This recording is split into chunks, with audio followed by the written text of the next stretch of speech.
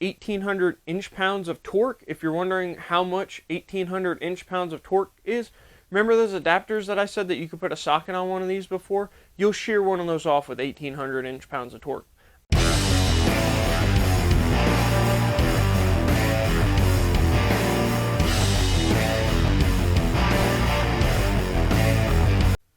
Hey guys, so today we're doing a review video on the Milwaukee M18 fuel 1/4-inch impact driver.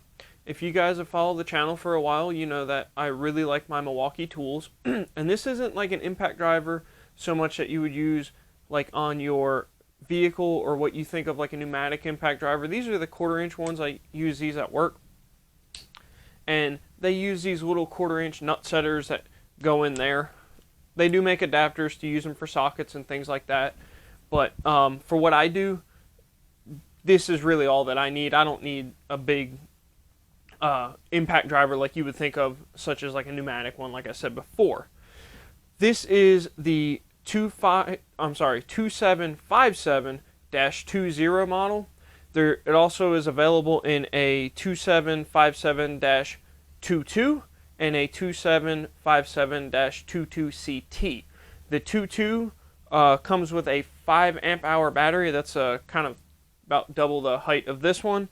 And the 22CT is two of these 2.0 batteries. This one is just a tool only. The 22 and 22CT also come with a hard case and a charger. I have plenty of tools, so I just elected to go with the 20. I don't know if Milwaukee is out there listening, but I would kind of like them to do a different setup, a different sort of cataloging, I guess, to where they would give you the option for a tool and just a battery. No charger, no case, or anything like that. To be completely honest, I don't use the case that much, and I have a drawer full of chargers. My mother-in-law needed one for one of her tools the other day. A dog had chewed a cord off of it, and I gave her a charger. I did not want that thing around anymore because I just have so many of them. But onto the stats of this. This is the fuel model, so it features the Power State brushless motor. It's a little bit shorter. You get a little bit better efficiency out of the battery and a little more torque and RPM because of the brushless motor in it. It's 0 to 3,000 RPMs. It is variable trigger, so you can go anywhere between 0 and 3,000. It's 0 to 1,800 inch-pounds of torque. If you're wondering how much 1,800 inch-pounds of torque is, remember those adapters that I said that you could put a socket on one of these before? You'll shear one of those off with 1,800 inch-pounds of torque. I've literally used this to rotate the tires on my 3/4 ton pickup truck. It is plenty of torque. It has the RedLink battery intelligence in it. So basically, the drill and the battery are talking to each other to protect not only the motor in the drill, but also the cells in the battery so that they don't damage themselves if they get depleted too far and you try to use it. Another nice thing about the RedLink feature is if you hit that button right there, this will light up and give you your battery level. Let you know how much life you have left in the battery before you need to charge it again. And it has an ERA of 2.1. That last one is a baseball stat, and it's got nothing to do with this. But I figured I'd throw that in there. And if you guys don't know, 2.1 is actually pretty good for a picture if you have an ERA of 2.1. But on to why I chose the Milwaukee tools to begin with, because some of you guys may not know the story of why. So when I first started out in HVAC, I went through a lot of drills. I mean, seriously, I went through 4 drills, and these were, professional grade or contractor grade. These weren't Harbor Freight drills. These were good name brand drills that I'm not going to name because I don't really do that on this channel. I don't really bash things when they don't work for me. But I went, seriously, 4 of them. One of them got sent back 3 times and they could not fix it. And finally, a friend of mine, he's in the group, he turned me on to the Milwaukee tools. I started out with the M12 line and just progressively moved up and got more and more and more and expanded out. Eventually I got into the M18 line of their tools, and to be honest, between the M12 and the M18 line, I would take either one any day of the week. They're both great lines. It's a great set of tools. It's the only, well, I shouldn't say the only, but it's one of few tool companies, electric power tools, cordless tools, whatever you want to call them, that hasn't let me down. So when my other M18 Impact got stolen from me, I knew that I was definitely going back with an M18. I upgraded a little bit to get the one key features, and what the one key features are. So I'm going to put a link in the description of this video to a podcast that Billy Noth and Brent Ridley from the Tool Pros did on the the Milwaukee one key system. I think currently it is only M18, but it's actually the Milwaukee one key system. They did an interview with a guy from Milwaukee that explained the one key system, and as soon as I heard that, I knew for sure my next drill, any one key tools that they have out there, that's going to be what I go with in the future. So what that is that's an app that you can connect from your drill to your phone. And what that allows you to do is you can set different parameters on the drill, different speeds at how quickly it'll start spinning. You can set the maximum speed differently. You can set the maximum torque differently. Excuse me. There's a few different features in there that you can set up. So what you can do is once you've got everything set up on your phone, you set it up to these 1, 2, 3, 4 right here. Not sure how well you can see that on the camera or not, but just take my word, there's 1, 2, 3, 4 and a little Wi-Fi symbol right here.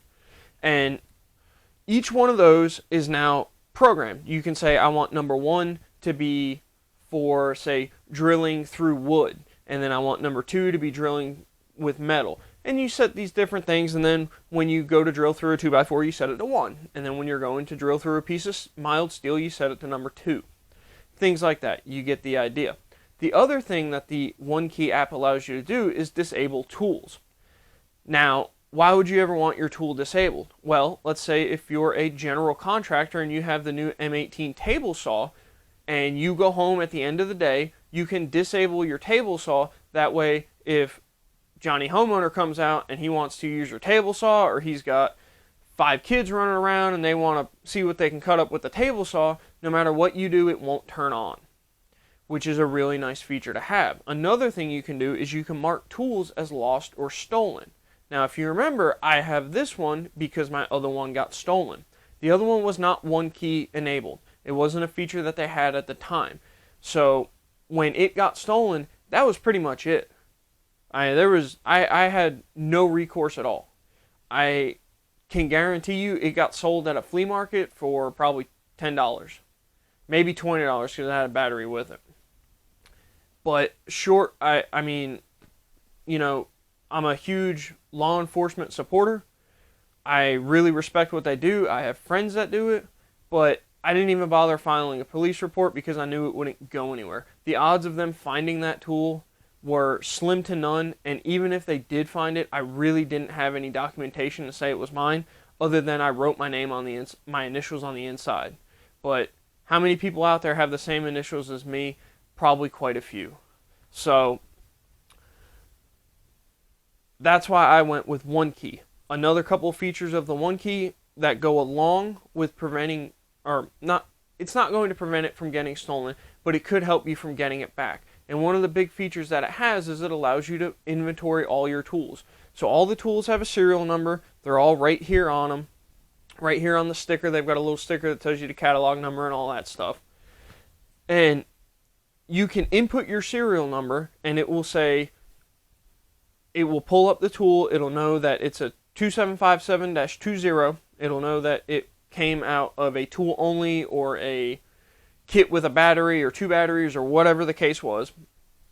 And that way, should your app alert you that they've seen your tool and you go to the police, you actually have the ability to now claim ownership of it. Not only does that ping on the One Key app give them probable cause to go and search something if If you say it's over here, it just pinged that it was here, it gives the police probable cause to maybe search somebody's car if it's found in a parking lot, we'll say, for an example. And because you've got the serial number, it's now linked to you. That proves ownership. Well, I mean, what's that old saying? Ownership is 9/10 of the law. So, or possession is 9/10 of the law. I possess the serial number for this tool in, in any legal court across the country. It's my tool, basically. So that is why I went with the 1-key drill. I've had it for about 11 months now. It's rugged. It's stood up the test of time. I've dropped it quite a few times, as you can tell by all these scrapes and scratches and things like that. I've actually dropped it on here once, and that's why this is a little tweaked and doesn't... It actually holds bits a little bit better now, so dropping it improved it. But it's been a good tool. It's one that I grab almost literally every single day at work. It is my go-to. It's my ride or die. It's with me every day. So I'm not going to gloat on it too much. As you guys already know, if you follow the channel, I have a love of Milwaukee tools. Again, the only things that haven't let me down, so they're loyal to me, I'm going to stay loyal to them. And as always, guys, stay safe out there, and we'll see you on the next one.